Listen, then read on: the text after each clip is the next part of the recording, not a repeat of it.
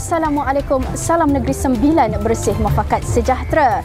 Berita Nagori minggu ini bersama saya Nurul Farisha. Kita ikuti paparan utama kali ini. Pembinaan tapak kilang baharu membuka peluang pekerjaan. Masjid Datuk Kelana Petra Lela Muhammad Yusof diiktiraf sebagai Masjid Daerah Seremban. Penjagaan infrastruktur menyumbang kepada kecemerlangan. Semangat perpaduan tanpa mengira agama dan budaya. Penyerahan kunci rumah mangsa kebakaran. Gaya kehidupan yang sihat dengan bersukan. Penyerahan geran JMB MC Majlis Bandaraya Seremban.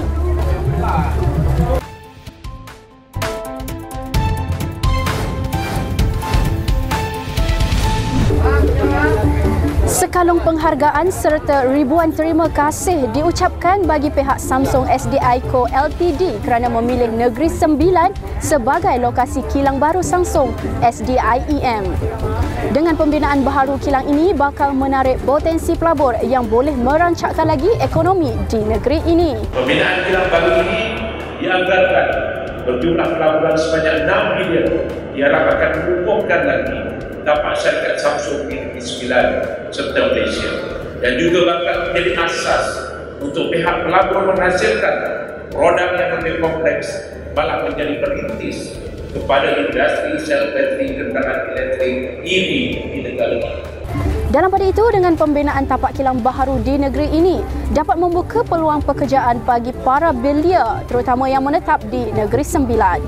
Kerajaan negeri berharap dengan adanya pelaburan Samsung SDIEM sebagai peneraju kilang sel bateri kenderaan EV di Seremban ini akan mewujudkan banyak peluang perniagaan, peluang pekerjaan kepada lebih 1,300 warga tempatan khususnya para belia di Negeri Sembilan. Kerajaan negeri sentiasa menggalakkan kemasukan pelabur baru berkualiti, berteknologi tinggi dan berimpak tinggi seperti Samsung SDIEM bagi memacu pertumbuhan ekonomi yang teguh khususnya di Negeri Sembilan. Sebagaimana yang telah digariskan dalam Plan Induk Konsep Bersepadu Negeri Sembilan tahun 2021-2045.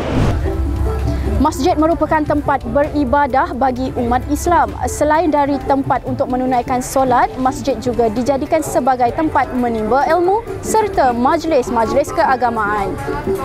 Masjid Datuk Kelana Petra Lela Muhammad Yusof yang merupakan Masjid Kariah Sikamat kini diiktiraf sebagai Masjid Daerah Seremban. Masjid Datuk Kelana Petra Lela Muhammad Yusof merupakan sebuah masjid daerah Seremban yang mempunyai kemudahan dan fasiliti lengkap untuk kemudahan masyarakat setempat melaksanakan sebarang aktiviti pengimarahan. Oleh itu, masjid ini sesuai dijadikan masjid daerah.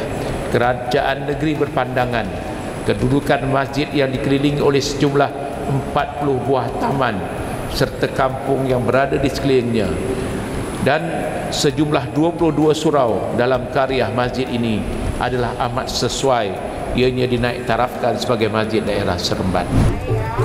Demi menjaga kecemerlangan anak-anak murid sekolah, kerajaan negeri sentiasa komited dalam menambah baikkan infrastruktur kawasan sekolah demi keselesaan murid-murid ketika sesi persekolahan. Yang sedia ada kita ICD yang 1 juta sedia ada ni kita bagi untuk semua sekolah dan satu-satunya negeri di Malaysia yang ada 1 juta ringgit diberikan kepada sekolah-sekolah untuk repair. Itu repair je, kerja-kerja kecil je selenggara yang ada kerajaan negeri yang buat, negeri lain belum ada, kita buat sebab kita nak jaga kecemerlangan anak-anak kita. Anak-anak kita berjaya, insya-Allah negeri ini akan sejahtera seperti Puan Pengetua kata. Sehubungan dengan itu, sebanyak RM50,000 disumbangkan ke pihak sekolah dengan harapan dapat memastikan kecemerlangan anak murid dapat dijaga. Untuk guru-guru RM10,000 untuk tabung guru-guru. Ini untuk kecemerlangan anak-anak kita. Kita bagi asing untuk dia buat program untuk guru-guru.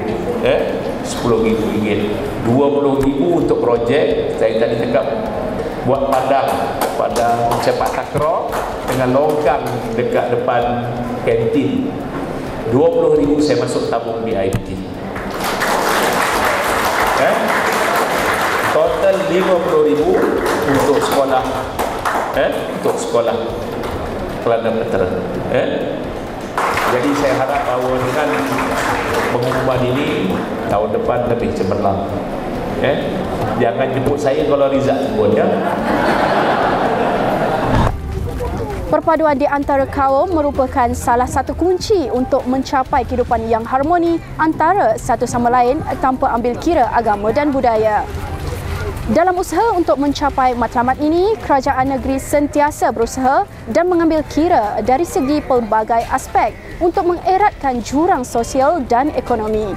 Kerajaan amat komited dan berusaha bersungguh-sungguh untuk merapatkan apa jua jurang sosial dan ekonomi antara kaum yang boleh menjejaskan aspirasi perpaduan nasional, semangat toleransi dan saling bergantung antara satu sama lain perlu terus dipupuk dan disuburkan. Kerajaan negeri melancarkan inisiatif baru yang dikenali sebagai Erat NNS yang diketuai oleh YB Chu bagi melaksanakan pelbagai program dan aktiviti menjurus ke arah penyatuan dan perpaduan nasional. Sebagai permulaan keseluruhan program ini menerima peruntukan RM500,000 bagi tahun 2020. Manakala bagi tahun 2021 peruntukan ditambah kepada RM1 juta dan pada tahun 2022 peruntukan dinaikkan RM1.5 juta. Boleh minta YB Chu bantu untuk mengadakan program masyarakatan bersama kaum-kaum lain. InsyaAllah ini akan mengeratkan lagi hubungan silaturahim sesama kita. Diharapkan agar semangat perpaduan berbilang kaum serta saling hormat menghormati antara satu sama lain terus dipupuk dan disuburkan. Amalan menyebarkan dakwah dan momokkan buruk terhadap suatu kaum atau bangsa hendaklah dihentikan. Jangan disebabkan untuk meraih sokongan politik kita tergamak mempertaruhkan keamanan negara dengan membakar sentimen dan api kemarahan terhadap sesuatu kaum. Pada 3 Januari 2022, Yang Amat Berhormat Menteri Besar Negeri Sembilan melawat Encik Goh Chong Peng yang mengalami kebakaran rumah di Kampung Hailan, Port Dickson. Kebakaran yang berlaku telah memusnahkan 95% rumah beliau. Kerajaan negeri melalui pejabat daerah dan tanah Port Dickson mengambil inisiatif dengan membina rumah baharu buat Encik Goh dengan kos berjumlah RM43,000 memandangkan ia musnah sepenuhnya. Manakala jirannya Encik Mok Tuang Yong menerima bantuan baik pulih rumah dengan kos berjumlah RM13,000 bagi membaiki sebahagian rumah yang musnah akibat kebakaran tersebut. Keseluruhannya kos bagi 2 buah rumah tersebut adalah sebanyak RM56,000 Malaysia. Semoga bantuan ini dapat meringankan beban yang ditanggung oleh Encik Goh dan Encik Mok. Pada 24 Julai yang lalu, penyampaian hadiah kepada pemenang petang single open yang dianjurkan oleh Majlis Perbandaran Port Dickson MPPD yang disempurnakan oleh Yang Amat Berhormat Menteri Besar Negeri Sembilan. Perlawanan ini bertempat di Gelanggang Petang, Pantai Batu Satu, Port Dickson. Tahniah dan syabas diucapkan kepada MPPD atas penganjuran program ini. Difahamkan program ini mendapat penyertaan daripada seluruh negara serta turut menarik minat atlet sukma serta sukan C. Dalam pada itu, para hadirin turut dipersembahkan dengan pertunjukan aksi akrobatik Army Red Warrior yang melakukan pelbagai lagak negeri atas motosikal. Semoga acara sukan seperti ini dapat menarik minat masyarakat untuk mengamalkan gaya hidup sihat dalam kehidupan seharian mereka.